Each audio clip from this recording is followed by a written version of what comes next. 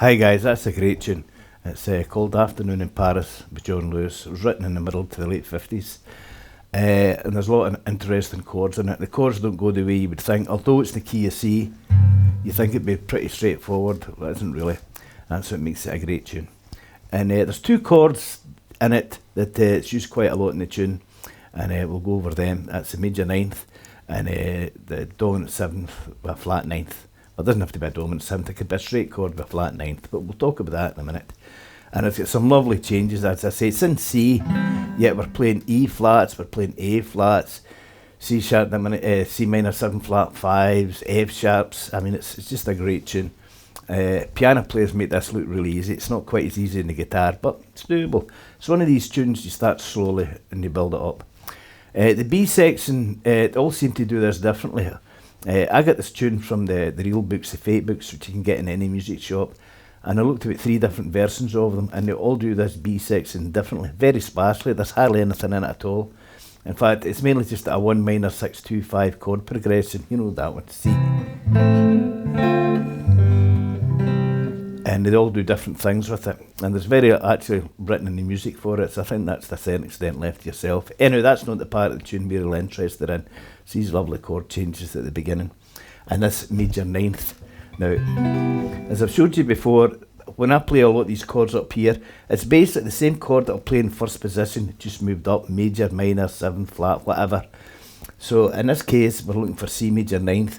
So I've showed you before I would play an A major 7th just like in this shape here, and basically all I'm doing is changing my fingers round. Instead of 1 2 3 2 3 4, and then my first finger becomes a capo. So that's A major 7th, B flat major 7th, B, C, D flat major 7th, E flat major 7th. We're here a lot. Anyway, back to the C major 7th. So to get a major ninth, we need the 9th note of the scale, and the 9th note of the scale for C is obviously D. So my pinky just now is playing an E. So I'll take my pinky off here, and that becomes a D. So that's my major ninth. It's a really good chord to keep in your repertoire. You can end tunes with it, or if you have to vamp for a long time in a major chord, you can use the C ninth, major ninth, to make it sound a lot more interesting. It's a good chord and definitely one to remember. Again, where the chord is where your first finger is. My first finger's touching a C, so it's a C. First finger's touching an E flat, so it's E flat. And this is why I keep going on and on about knowing the notes of the guitar, even if it's just to the 5th fret just now, because it really helps you moving quite quickly. Right, the other chord is a flat ninth, so it's a G flat ninth, and it seems to be part of the essence of this tune, and especially in the turnaround. And it's actually quite simple, at least the way I play it for this particular tune. I'm just putting my 3rd finger on a G, just like a G chord, okay? So we need a flat ninth. So what's the ninth? Well, the 9th note of the scale is A. So flat ninth, so it's going to become an A flat down a semitone. And again, I'm playing fingerstyle, so I'm using my thumb for the bass and my fingers for the trebles, so it's... And then you can feel it once they resolve. You could even play it as a full dominant 7th, a full G 7th chord, and add the flat ninth on. So that's a nice chord to remember, and it's also quite crucial to the tune. Although in one of the Fate books I saw, it just said a straight G, and yet when I listened to recordings of people doing it, you could hear the flat ninth. That's what I'm saying, subjective, always check these things. There's another nice, really nice turnaround in this. The minor 7 flat 5 chord, which we've done umpteen times. Only this time it's C sharp minor 7 flat 5. Again, my first finger's on the C sharp. It's a movable chord. Wherever I put my first finger, I've got my first finger on a C sharp to an F sharp. And then what he does, he takes up a half step, half a tone to D minor 7th to the G. It's a nice turnaround that. You can actually use that as an introduction.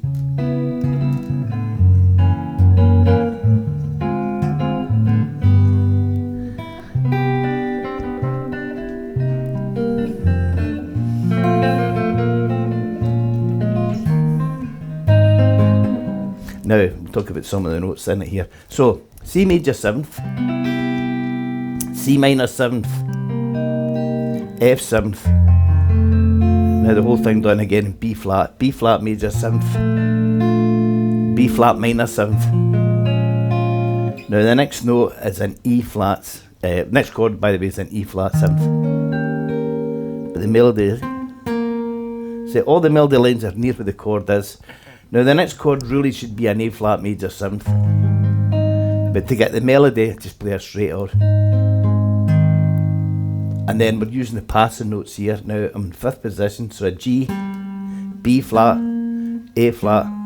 So it's those notes. Then the next chord really should be an F minor 7 flat 5. But F minor is fine because I was just playing the first 3 notes of it. And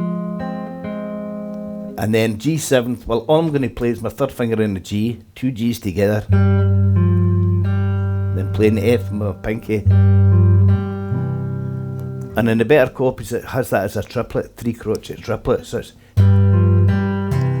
again, if you're not sure of the triplets, 3 beats in the time of 2, just keep saying hickory or dickory, hickory, and that'll bring you back.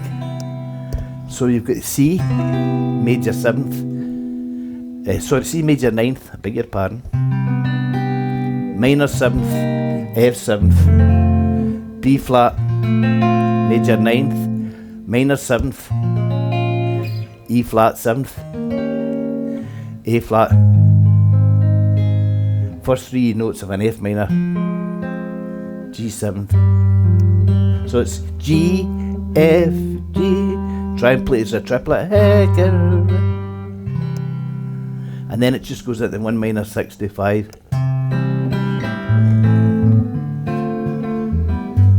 With a flat 9th. Sometimes they play it with a pedal G bass. So turn around, I showed you the C minor 7 flat, C sharp minor 7 flat 5, F sharp, D minor 7th, G. It's one of these tunes you'll start to play quite slowly.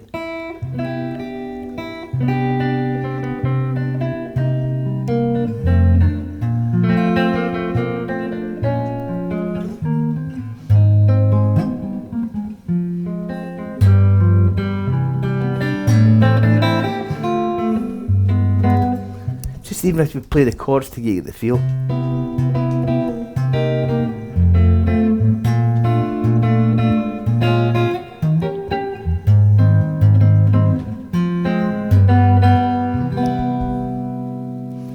So again, it's a really cool tune to do, although it's in C, as I say, there's lots of different chords for us to play. Again, if you watch a lot of YouTube videos of this, you'll see guys on the piano absolutely rattling this. BBE's on the piano and the guitar, and just to warn you, that is quite tricky because you're playing in this first position a lot with full bar chords. You can get a wee bit of lactic acid coming in, it is quite tricky. But again, just take it easy. That lovely minor 9th chord.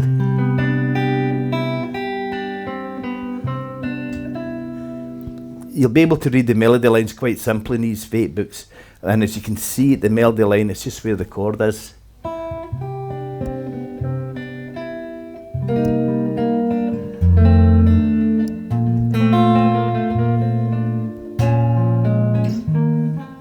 A flat, passing notes, F minor, G7th and a triplet.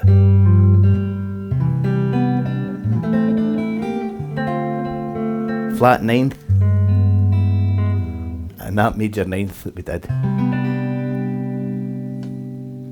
It's a great tune guys, and it's really a good one to work on to get that swing feel, but just play it slowly till you get the feel of it.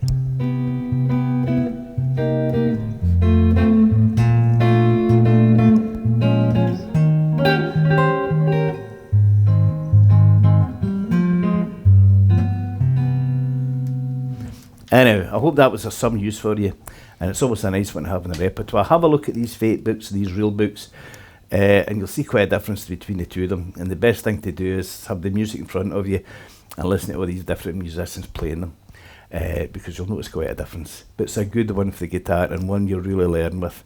So anyway, I hope it was some use to you guys, and you enjoyed it, and I'll see you again the next time. So thanks for that. Bye now.